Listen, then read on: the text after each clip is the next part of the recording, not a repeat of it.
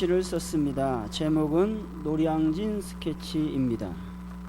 노량진 육교 위 오고 가는 수많은 사람들, 그곳에서 갈 곳 잃은 비둘기, 하지만 결국 같은 곳에 모이는 한 무리. 네모난 건물 안 하늘도 지우고 태양도 지우고 친구도 지운다. 나도. 그러나 내가 그리는 것은 오로지 꿈만, 오로지 꿈만. 노량진의 풍경은 많이 바뀌었을 것입니다. 근데 예전에 노량진의 풍경을 보면 노량진 육교를 많은 사람들이 왔다 갔다 아주 바쁘게 분주하게 지나갔다라고 하는 것이죠.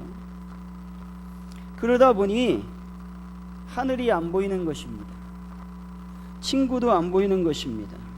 하늘을 볼 수 없으니 태양도 못 보는 것입니다. 무엇을 향해서 달려간다고 시인은 얘기합니까? 자기의 꿈만을 쫓아가는 것이죠. 꿈만을 쫓아서 고시생들은 학원에 가서 공부하는 것이죠. 재수생도 역시 학원에 가서 공부만 합니다. 뭘 다른 것을 할 여력이 없는 그런 것들을 지금 이 시인은 표현해 주고 있습니다. 어찌 보면 이 모습이 우리네 모습이 아닌가 싶습니다. 현대인들의 가장 큰 특징은 무엇입니까? 분주함, 바쁨입니다. 시간이 없다는 것입니다. 예수 믿는 사람도 마찬가지입니다. 사람들이 이렇게 얘기합니다. 기도할 시간이 너무 없습니다. 일하다 보니 시간이 전혀 안 납니다. 주부들은 이렇게 얘기합니다. 낮에도 기도할 틈이 나지 않습니다. 애들 옷 입혀서 학교 보내고 나면 집을 청소해야 되고, 집을 청소하면 식사 준비를 해야 되고, 남는 시간이 없습니다. 사람들은 점점 분주함 속으로 빠져들고 있다는 얘기죠. 과거보다 지금이 더 편해졌습니다. 더 간단하게 일을 처리하게 되는 것이죠. 과거에는 10시간이 넘게 작업을 해야만 일을 마칠 수 있는데 요즘은 기계가 발달해서 1시간이면 다 끝나버린다는 것이죠. 그럼에도 불구하고 사람들은 어떻게 얘기합니까? 바쁩니다. 너무 바쁩니다. 이렇게 얘기합니다. 이렇게 분주함 속으로 깊이 빠져들면 들수록 진리에 대한 사랑은 점점점 사라져가게 되어 있습니다. 해야 하는 일에 점점 더 자극을 받고 시간에 대한 요구가 점점 더 증가하게 되어 있습니다. 그러면 자신이 어떤 위험에 처해 있는지 깨달을 수 없는 지경까지 빠져들게 된다는 것이죠. 어떤 철학자는 이렇게 말했습니다. 그리스도인들에게 분주함은 마약과 같습니다. 이런 말을 했다는 것이죠. 이 말은 무슨 말입니까? 한번 분주함에 빠져들면 거기에서 헤어나올 수 없다는 것이죠. 오늘 본문에서 두 자매의 이야기가 나옵니다. 마르다와 마리아의 이야기입니다. 마르다가 언니요, 마리아가 동생입니다. 우리 40절인데 한번 읽어보겠습니다. 40절 시작.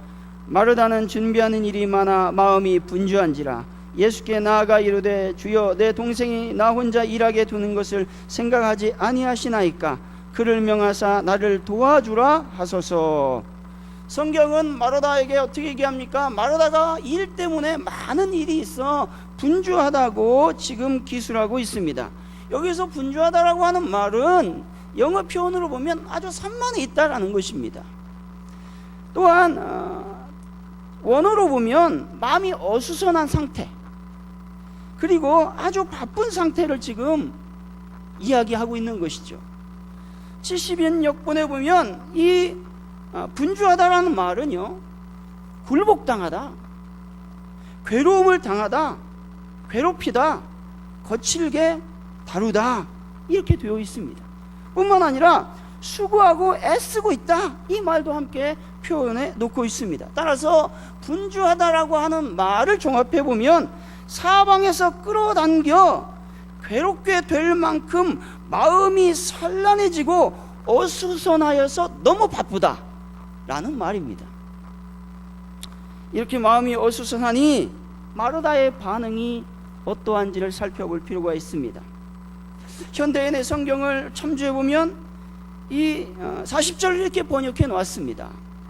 주님, 내 동생이 모든 일을 나 혼자 하도록 내버려 두고 있는데도 그냥 보고만 계십니까? 나를 좀 도와주라고 말하십시오. 이렇게 얘기하고 있는 것이죠. 예수님한테. 여기서 마르다의 심정을 추석을 통해서 살펴보면 실감이 납니다. 첫째는 이런 말을 왜 했느냐 하는 것입니다.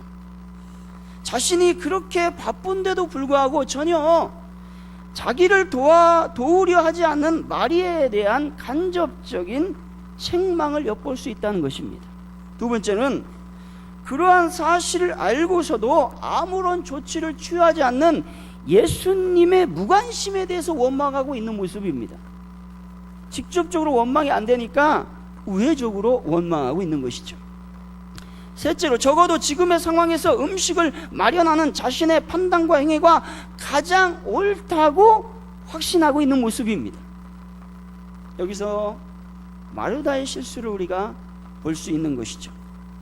마르다의 실수 첫 번째는 마리아를 자기에게 맞추고 있습니다. 마리아를 지금 간섭하고 있는 것이죠.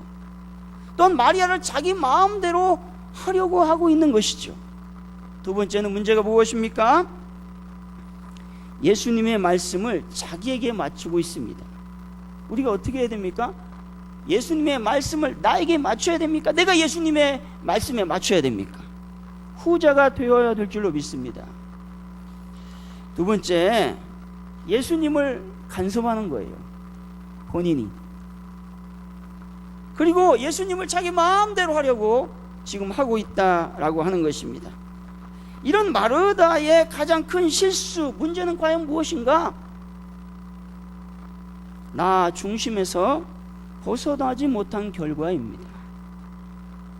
예수님의 말씀을 듣는 것이 아니라 오히려 예수님께 자신의 뜻을 요구하고 있는 것이죠. 예수님보다 자기가 더 중요하다고 지금 마르다는 생각하고 있는 것입니다.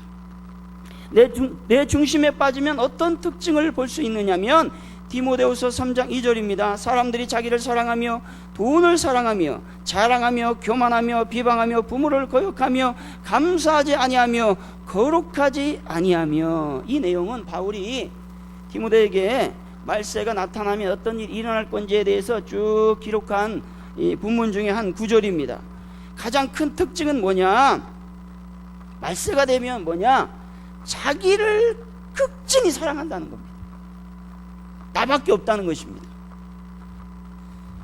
이 내 중심에 빠지는 이유가 뭐냐?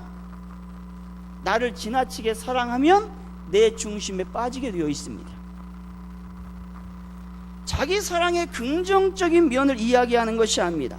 자기를 멸시하거나 자기를 학대하는 것보다 자기 사랑이 훨씬 더 좋습니다. 하지만 지나친 자기 사랑은 문제를 야기시키게 되는 것이죠. 나 아니면 안 된다고 하는 그런 생각은 자칫 죄의 시발점이 될 수 있습니다. 그리고 끊임없이 죄를 유발시키는 근본적인 원인이 될 수도 있다라고 하는 것입니다.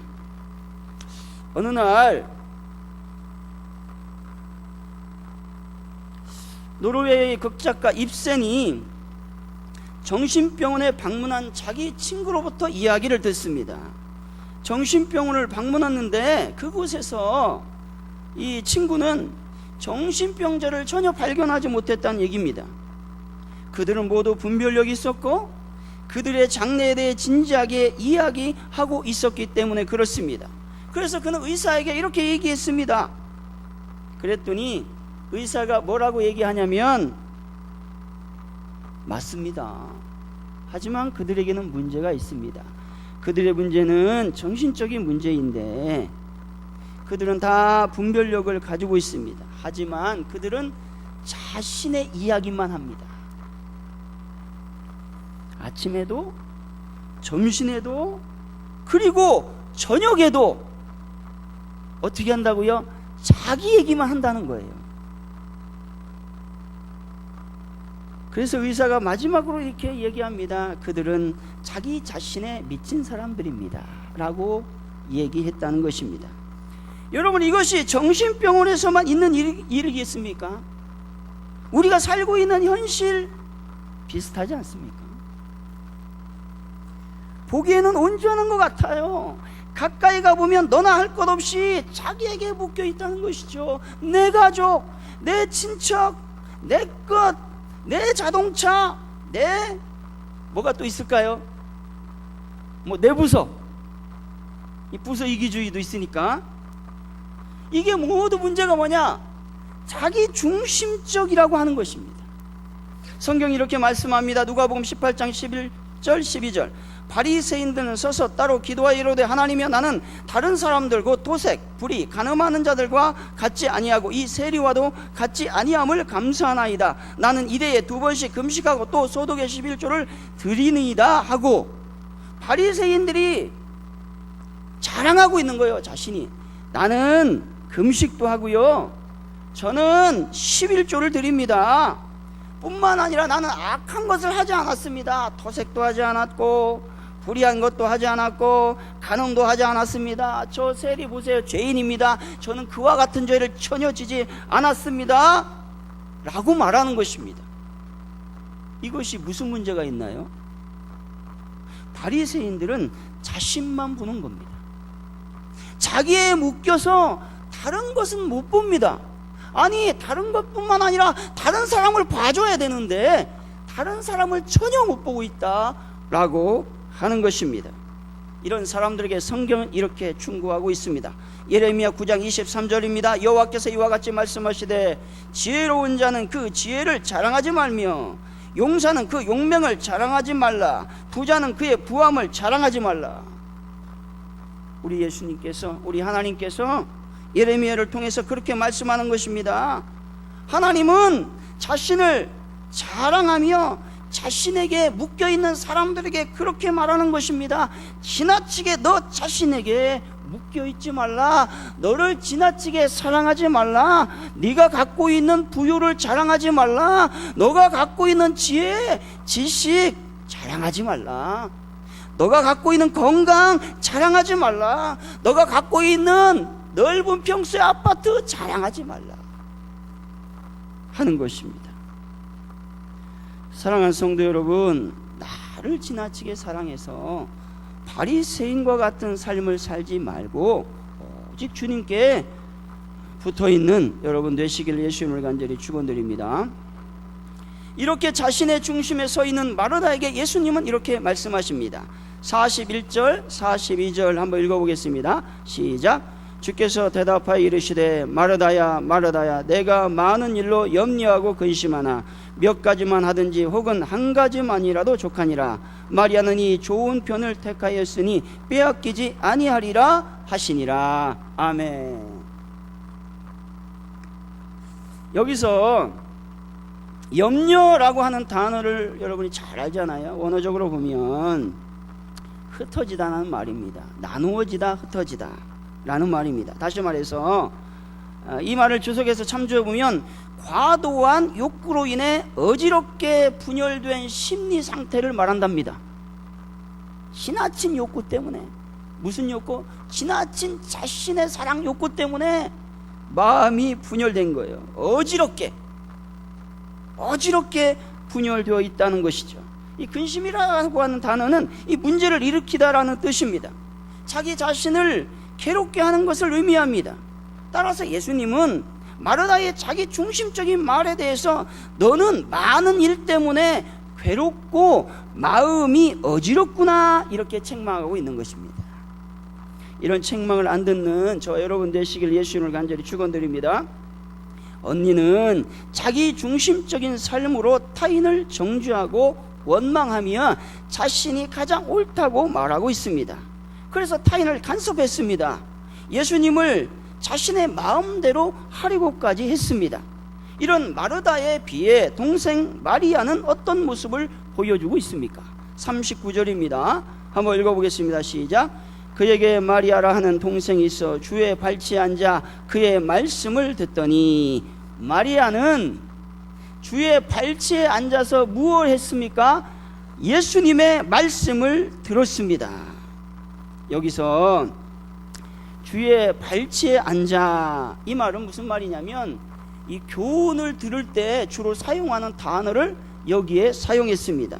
다시 말해서 이 곁에 앉아서 제자가 스승의 발치에 앉아 교훈을 듣는 자세, 이 말이 발치에 앉다라는 단어라고 하는 것입니다. 이 말씀을 다른 말이 아니라 간절한 마음으로 무엇했다? 주님의 말씀을 들었다라고 하는 것입니다. 여러분, 간절한 마음으로 주의 말씀을 들으시기를 바랍니다. 성경은 이렇게 말씀합니다. 사도행전 17장 11절, 베레아에 있는 사람들은 데살로니가 있는 사람보다 더 너그러워서 간절한 마음으로 말씀을 받고 이것이 그런가 하여 날마다 성경을 상고하므로, 베레아 사람들은 간절한 마음으로 말씀을 받고 있는 것이죠. 우리가 말씀을 받을 때 어떻게 받아야 되겠습니까? 간절한 마음으로 말씀을 듣고 말씀을 받아야 될 줄로 믿습니다. 마리아는 발치에 앉아 말씀을 들었습니다. 여기서 듣더니 라고 하는 말은 이 원어적인 의미를 볼 때 다른 일에 관심을 돌리지 않는 것을 말합니다. 말씀을 들을 때는 잡다한 생각을 내려놓으라는 것입니다. 다른 일에 관심을 돌리지 않은 채 어떻게 해야 된다? 열심히 계속해서 주의 말씀을 경청했다라는 의미가 여기에 담겨 있습니다. 이 듣다라고 하는 말 속에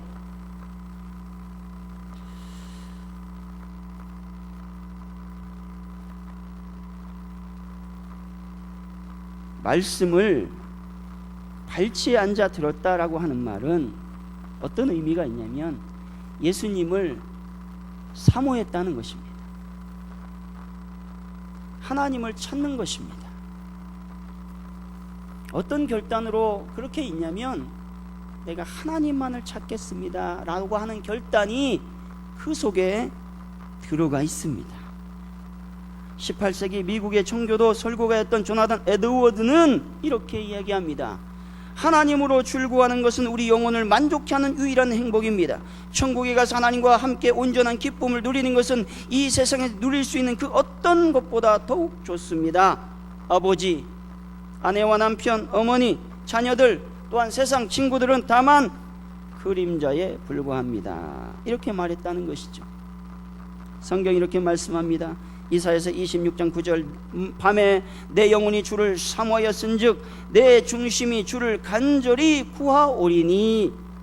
우리들의 영혼이 무엇을 사모해야 된다고 말합니까? 이사야는 주님을 사모하라고 말하고 있는 것입니다. 여러분 중심에 누구를 간절히 찾아야 되겠습니까? 주님을 간절히 찾으시기를 바랍니다. 시편 63편 1절은 놀라운 말씀입니다. 하나님이여 주는 나의 하나님이시라. 내가 간절히 주를 찾되 물이 없어 마르고 황폐한 땅에서 내 영혼이 주를 갈망하며 내 육체가 주를 앙모하나이다. 어떻습니까 이 말씀이? 눈을 뜨셔야 됩니다.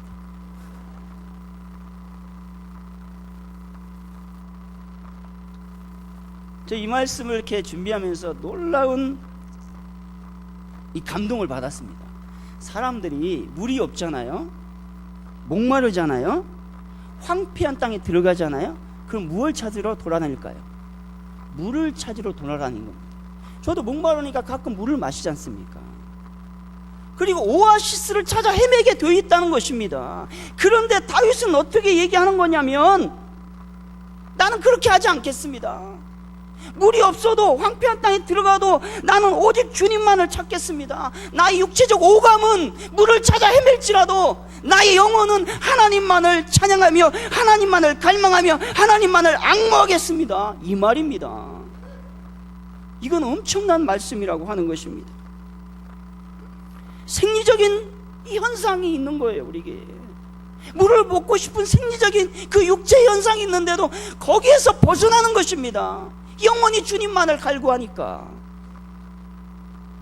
이런 고백이 다윗을 다윗되게 만드는 것입니다. 여러분, 다윗도 그러했고 에즈고드도 그러했습니다. 우리 마음이 어디로 향해야 되겠습니까? 우리 마음에 누구를 간직해야 되겠습니까? 하나님의 말씀을 향해야 됩니다. 하나님께 나의 마음이 있어야 된다고 하는 것입니다.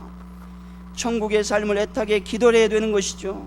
성숙한 그리스도인이라면 시편 130편 6절에서 말씀하듯이 파수꾼이 아침을 기다림보다 더욱 주님을 기다려야 될 줄로 믿습니다. 하나님을 더 사모하는데 어디까지 사모해야 됩니까? 하나님의 말씀을 여러분의 뼛속까지 사모하시기를 바랍니다. 먼저 우리가 해야 되는 일은 바로 하나님 말씀에 집중하고 그 말씀을 듣는 일입니다. 다른 일보다 가장 중요한 것입니다. 교회에 봉사를 하지 말라는 얘기가 아닙니다. 헌신을 하지 말라는 얘기가 아닙니다. 오직 말씀에만 집중해서 그런 건 하지 말라는 얘기가 아닙니다. 봉사할 때 무엇이 문제입니까? 그것은 내 중심으로 하는 것이기 때문에 문제가 된다는 것입니다. 내 중심이 아니라 하나님의 중심으로 하나님의 일을 하라고 성경은 말씀하고 있는 것이죠.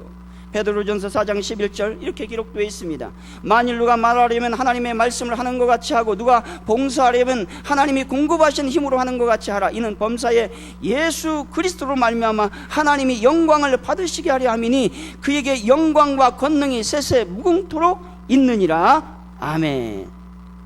사랑하는 성도 여러분, 봉사를 내 힘으로 하면 안 됩니다. 봉사는 하나님이 공급하시는 힘을 가지고 해야 된다는 것입니다. 그래야 하나님께 영광이 될 수 있다고 말씀하고 있는 것이죠. 고린도전서 10장 31절 먹든지 마시든지 무엇을 하든지 무엇을 위해서 하라? 하나님의 영광을 위해서 하라고 말씀하고 있는 것이죠. 우리가 일을 할 때, 우리가 먹고 자고 입을 때 하나님의 영광만을 생각하라고 하는 것입니다. 교회 일을 할 때도 마찬가지예요. 사람과 관계할 때도 마찬가지입니다. 요리하는 거 마찬가지입니다. 예배할 때 마찬가지입니다. 기도할 때 어떻게 해야 되겠습니까? 하나님께 초점하면서 기도해야 되지 않겠습니까? 찬양할 때 내 모습이 드러나면 안 됩니다. 우리 삶 속에서 무엇을 하든 하나님께 영광을 돌리는 삶을 살아가시기를 바랍니다. 마르다는 자신에게 집중함으로써 예수님의 책망을 들었습니다. 그러나 마리아는 하나님 중심적인 삶으로 하나님의 말씀에 집중했습니다. 하나님의 말씀에 집중한다는 것은 하나님을 간절히 사모하는 것이요 하나님을 간절히 앙망하는 것입니다. 하나님의 말씀을 들을 때 다른 일에 관심하지 말고 마음을 다른 일에 뺏기지 않는 여러분 되시기를 바랍니다.